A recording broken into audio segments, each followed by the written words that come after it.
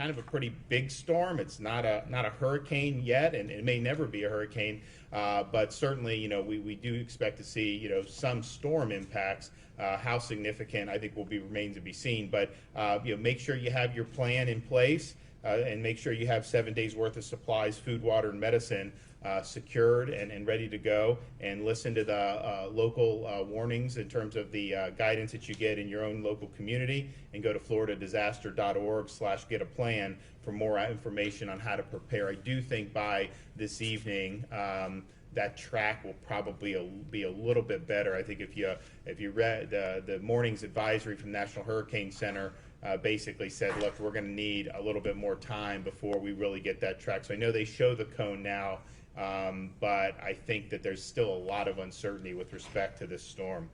I want to thank some of the elected officials here today. We got Senator Wright and Representative Thad Altman, so thank you guys for being here. We also have a number of folks from some of the major companies. We've got Scott Henderson from Blue Origin, VP of Test and Flight Ops, Kelly DeFazio from Lockheed Martin, Director of Orion Production, obviously Frank DeBello, Space Florida, Trip Harris from SpaceX, Senior Manager Launch Site and Mission Ops, Crystal Morgan from ULA. We just had a good launch this morning. Emmanuel Tormes from Boeing, and Mary Townsend from OneWeb. So thank you for coming. One of the things that I think, first, this has been an area here that we've seen tremendous growth in. We've got some of the best companies in the world here. Obviously, we have NASA, reinvigorated NASA, and there's a great mission with public and private working together to be able to expand our horizons into space. And we saw that recently when SpaceX Falcon 9 rocket launched from Florida's Kennedy Space Center to bring American astronauts back to the International Space Station, launching from American soil.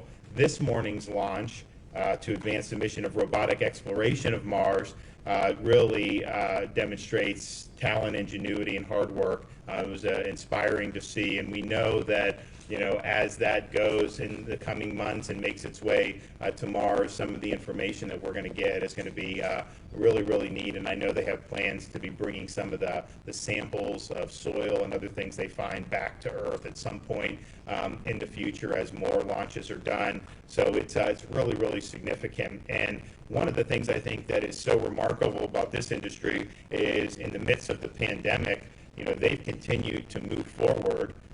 They took the precautions they needed to, but they've been able to continue to get the job done. And actually, I think we'll talk to some of the added jobs during this time period, which is really, really significant. We're also looking to secure the U.S. Space Command, the Combatant Command Headquarters in the state of Florida. The Air Force announced a new process in May. Initially, they had kind of focused on some other areas. I quite frankly told the president that Florida needs to be in that mix, and he agreed. So we now have 8 communities that have submitted nominations to the Air Force. I endorse all of them. All communities have made it to the next round. This is something that's probably going to take months, but we really believe, whether it's here, anywhere in Florida, but we really, I think, have the best options here. I think it would be a great addition. We've got 21 military bases. We've got great military industry, huge economic impact on the state of Florida. So we want to do that. But we also recognize the importance of continuing to allow the private sector to really expand the footprint and be able to lead a lot of these efforts. Commercial aerospace,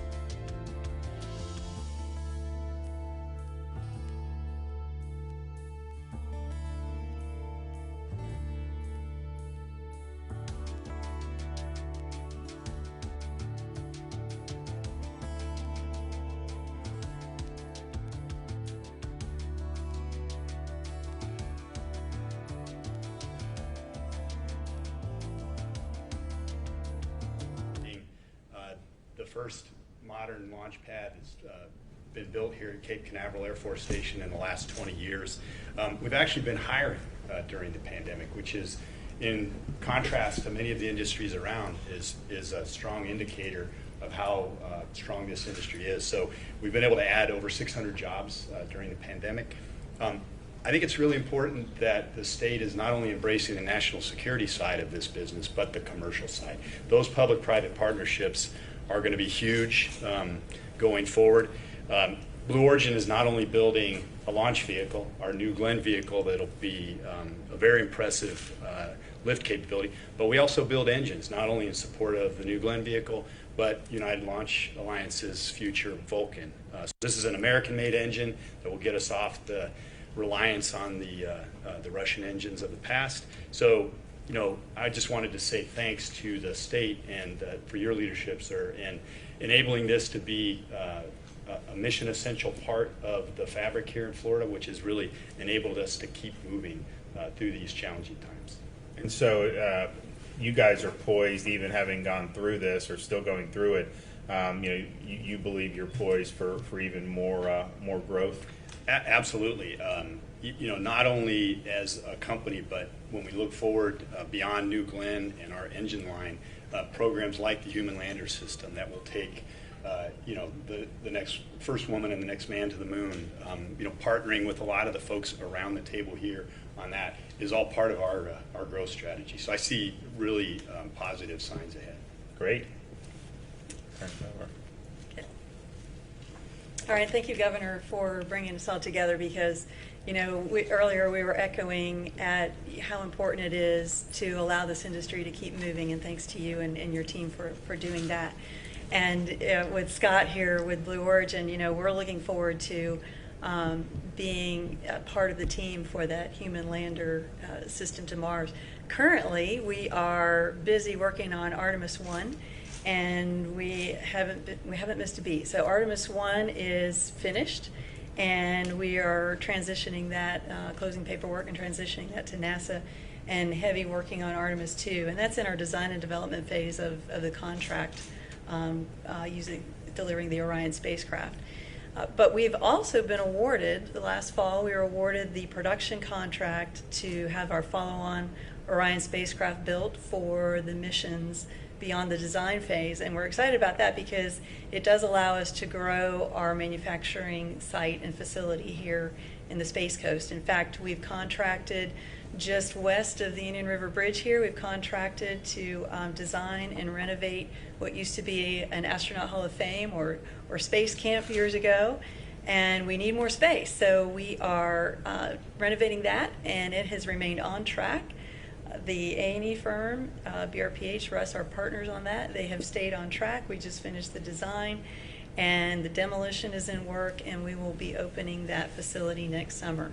So we're excited to then transition some of our Orion activity from KSC proper out to that facility. One of the things too that that we're staying focused on, and know that the state and the governor here, thank you, is focused on as well as the STEM industry, right? So we're doing everything we can to include in the pandemic our virtual internship program. So we've stayed with bringing on our interns and hiring, as Scott mentioned, and doing it all virtual so that we can keep that interest and keep that talent flowing, because we do need it to fuel the future. So thank you for that. So you believe that with as Florida continues to focus on producing people who are engineers and science, math, that there'll be a need for hiring? Oh, absolutely. We've continued to hire as well, but we also have seen studies and done studies that there's already a shortage. There's a massive shortage that is going to hit in 2025, and the Artemis program alone, just the Artemis program, is going to go well into the 2030s, and we need to keep fueling that industry for that talent. So, like I said, Lockheed Martin is alive and well, and not just space, but all of our other main programs as well. F-35 also has a lot of suppliers in the state of Florida feeding the F-35 chain. So, And, I mean, we kind of talked about there about, you hear a lot about STEM, but then kind of like a young student, how does that then factor into the types of jobs that are available? If somebody comes out, with engineering, some of the things that you guys are really looking for, what are the kind of the compensation compared to like people that would be, in the humanities? I mean, what are the ranges of possibilities? Well, so from an engineering perspective, the nice thing about engineering, and it's one of the reasons that I was attracted to it, was you step out of your engineering, your bachelor's degree, and go to work immediately, and you have a pretty significant salary. Yeah.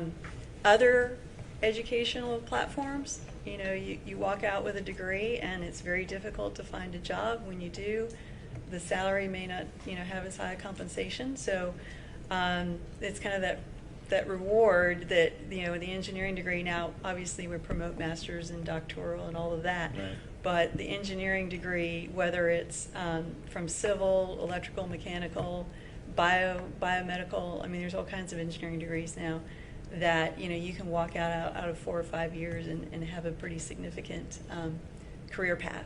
Versus some of the others, it's difficult. I will also say that, we've seen that the medical industry is having a shortage too. So that obviously has a good chance of walking out of the school system and walking straight into a job.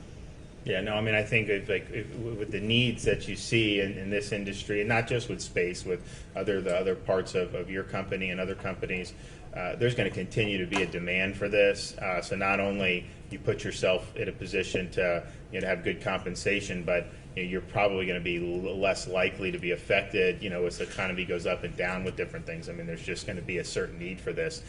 So we've really stressed the ability of expanding those opportunities here in the state of Florida. And also just, and I know some of the platforms you do on the military side.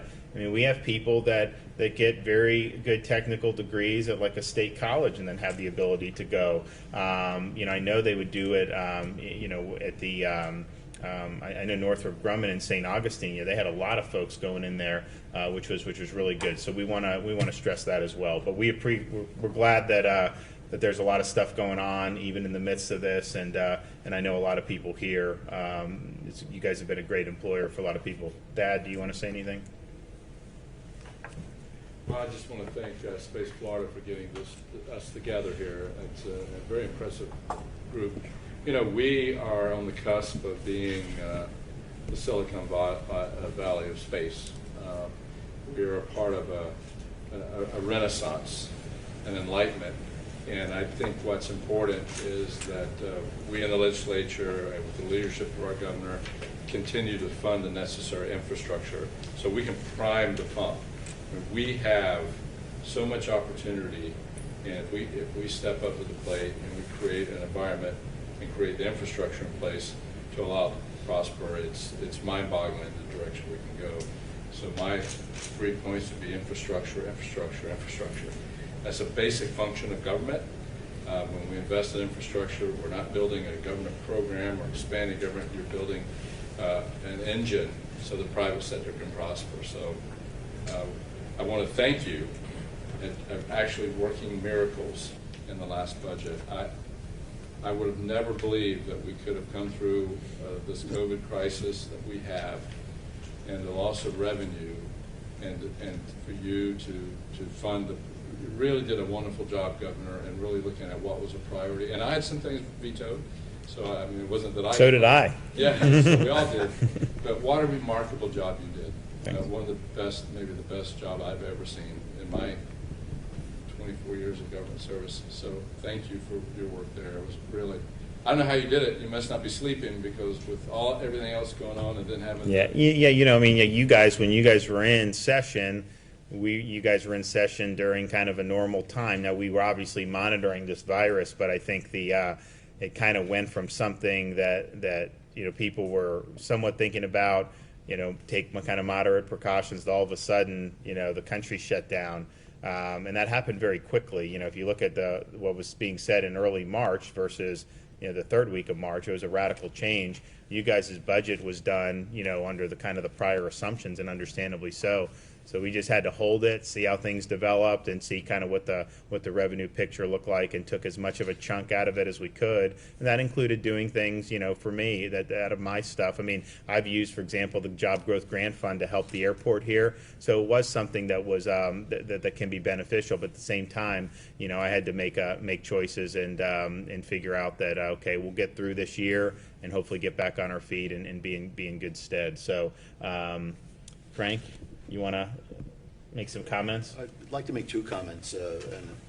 First of all, the fact that let me start with a thank you to you for the leadership in navigating us through this the disruption of the COVID crisis, but more importantly for your quick response to this industry's request to you for the designation of mission essential for key elements of the industry. And while you referenced 540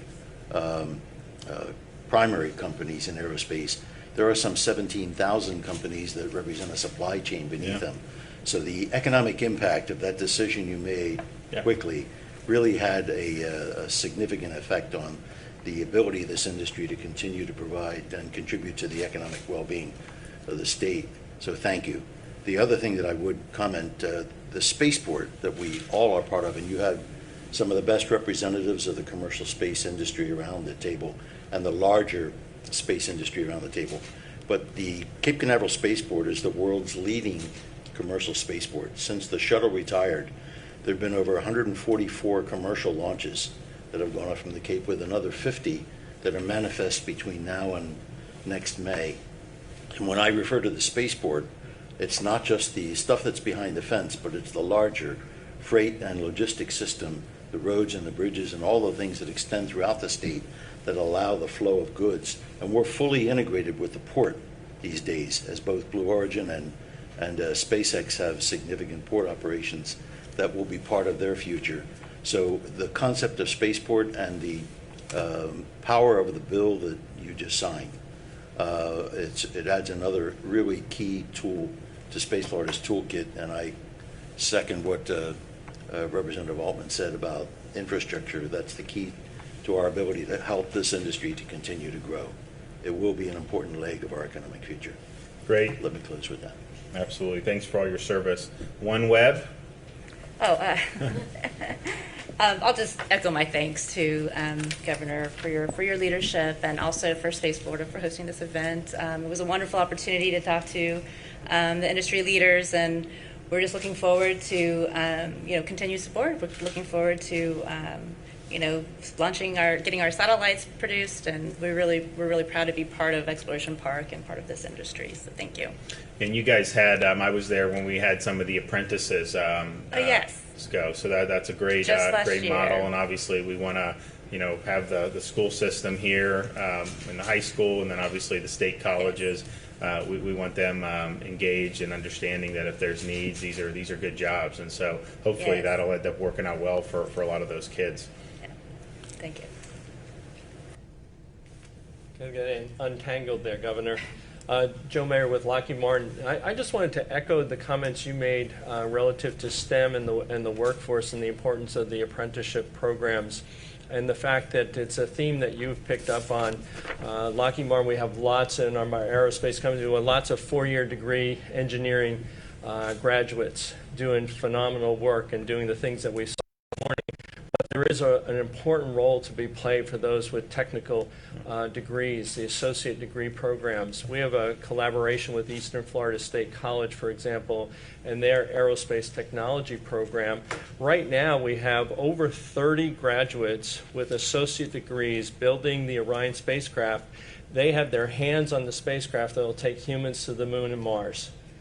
Phenomenal. They've got a 2-year associate degree. But they've got the skills and the ability, and they did that by going through a 2-3 month apprenticeship program, completing their studies, and then coming on board with Lockheed to build that spacecraft for NASA. So it is a major piece of our future workforce, and I know that You've promoted that and advocated on behalf of apprenticeship programs here in the state, and so I just want to commend you for that. It's working, and it will work for the future. Absolutely. Thank you. Senator Wright? Thank you, Governor, and thank you for being here today. I couldn't be more proud to work with Representative Soroy on this bill and trusting our friends here at Space Florida to give them what they needed to move forward. As chairman of the Military Veterans and Space Committee in the Senate, space is very important to all of us, and I think it's an exciting time for Florida, where we're at and where we're going. And I want to champion your STEM program. We've been dealing with our leaders, our educational leaders on that, and we're well aware that we need to focus on that more, and the entire legislation is behind that program. It's going to set us forward as a leader in this country. I appreciate all that you do to support me and our Senate. Yeah, Thank no, you, you sir. guys have done great work. We really appreciate it. But I just, the state of Florida, I mean, we're here to work in tandem. We want to be helpful. I think most of your companies, would agree that, as issues pop up, that they're easily resolved in Florida, maybe compared to some other places. And, we appreciate, that reputation, because at the end of the day, I mean, we think this is important for the country, both on the commercial and military side. Obviously, it's very important for the economic footprint here on the Space Coast of Florida. And just from a historical perspective, I mean, when we were out with SpaceX, in May, watching them, launch those astronauts back up from a very historic piece of real estate, makes you feel proud to be an American. And I know there's going to be a lot more great stuff coming down the pike. Today was one part of that, as that rover begins its journey to Mars, and we look forward to getting some information back on that in the months to come as that makes its landing. And then I know there's more stuff scheduled this weekend, depending on what's going to happen with the storm. And again, we're monitoring that. I think we'll have a better sense of that track this evening. So we're really going to be paying attention to the 5 p.m. advisory from the National Hurricane Center. I think you guys, if you followed it the last two days, first it was maybe not even going to approach Florida, then it was going to be on the west coast of Florida, then it went back on the east coast. And so it's just, there's not enough certainty. It hasn't been organized enough to really get that track going. But I think they believe that as we get going later today, as it interacts with Hispaniola, that will probably give us a little bit more certainty. But we're ready to respond as needed.